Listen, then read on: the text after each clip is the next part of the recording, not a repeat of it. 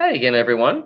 I hope that you found part one of the passive voice to be helpful for you. We're going into part two now. We're going to look at editing and trying to get rid of as much passive voice as we can.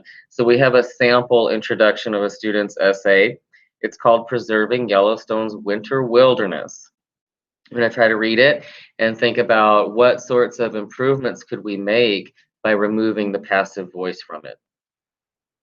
Controversy over the introduction of modern snowmobiling to Yellowstone National Park, YMP, dates back to 1963. Although a few recreational snowmobilers destroy fragile ecosystems and harass animals as they ride through the wilderness, most love and respect this country's natural heritage. That is why they brave the cold to explore what is left of wild America. Unfortunately, however, YMP can be damaged unwittingly by respectful snowmobilers because snowmobiles create both air and noise pollution, and because their use in the park strains the already lean budget of the Park Service. Recreational snowmobiles should be banned from Yellowstone National Park. So, pretty decent introduction. Sounds like a little bit of a funnel, but we also have a little bit of a turnabout there because we're really not sure, what the thesis will be, what the argument will be until the very end. So fairly nicely done. But what I would tell the student is, okay, you use the to be verb several times in this introductory paragraph, and if you could work on taking that out, you get rid of your passive voice, and it would be more clear. Okay. So I've highlighted in red where the passive voice is, and let's see how this starts to work out. So remember, you've got the to be verb followed by the past participle of a verb, and that's what's passive is, and then left, be, and then damaged, and should be banned.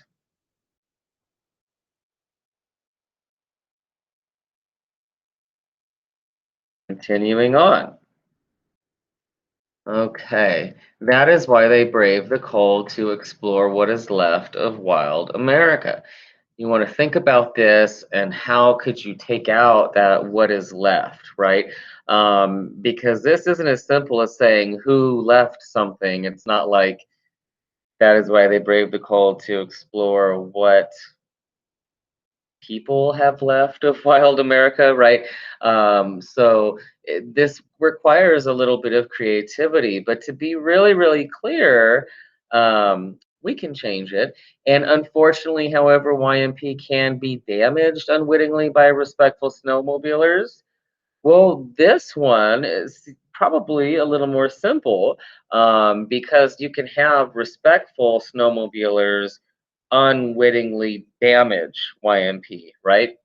And so we'll go through these two examples. So in the first one, I might suggest that's why they brave the cold to explore what remains of wild America, okay? And that's really what they mean. And in this one, unfortunately, however, respectful snowmobilers can unwittingly damage YMP. And I hope that you can see the difference between, version one and passive voice and version two and the active voice, that the active voice is more clear and it allows you to actually see, the concepts more than just sort of like cerebralize them, right? Think about them in your mind. Um, so with the thesis statement, we have something that's passive. We know it's a thesis statement because we have the topic, we have their position on the topic, right? Um, and it's passive voice, so it's just a weak way of saying something that recreational snowmobiles should be banned from this park. Um, who should do it, right? And this is another reason why when we're in college we use and beyond we use the active voice because we don't want to sound like many of us have kids in elementary school, and they say something like, they change the rules, they won't allow this on the playground. It's sort of just like who is they? Who's doing that? So it's this really vague notion that something is happening to them. They're receiving this action that they don't like, but they really can't put their finger on who's behind it, but we're old enough and mature enough to understand who might be responsible for banning recreational snowmobiles. So that's what we have to think about. So I might recommend YMP should ban the use of recreational snowmobiles. You know, that this could be at the national park level. You know, and for the sake of argument, I would leave it at the singular national park and not make it something that like some president needs to do by executive order for every national park. You know, so the more specific and the more realistic and the more manageable your argument is, the better. And so I said, why not say, hey, I think this is something that can be taken care of in-house, probably by the Park Service at YMP. And so once we edit for that, then you have this introductory paragraph that's much cleaner and clearer, and it has fewer words, and it's really easy to visualize. And so you all will have the PowerPoint. You can download this and read it on your own time. I won't waste your time reading to you. So, I want to show you concrete evidence of improvement. We've spoken before a little bit about making Microsoft Word work for us, and you can use Microsoft Word to proofread for your use of the passive voice. So if you're still struggling to find it, you know, use that proofer to find it for you, and then you can change it. So with the first introductory paragraph, I ran it through those readability statistics. You can see at the bottom, this is 40% passive voice. I want you all to aim for being at 10% or less. That's, you know, pretty reasonable statistic for you to look for when we're graduate school and beyond and academic publishing. We really aim for 5% or less. And again, that just shows you that there's nothing wrong with the passive voice. It's just you use it sparingly when you really need to. Right, so after I went through and edited that introduction, you can see here I ran it through the readability statistics, and we have 0% passive voice now. Interestingly enough, you also have fewer words, only by 2. But now imagine if you had a 10-page paper and you cut out a few words each paragraph. You know, that's a substantial amount of words that you're cutting down, and that's good.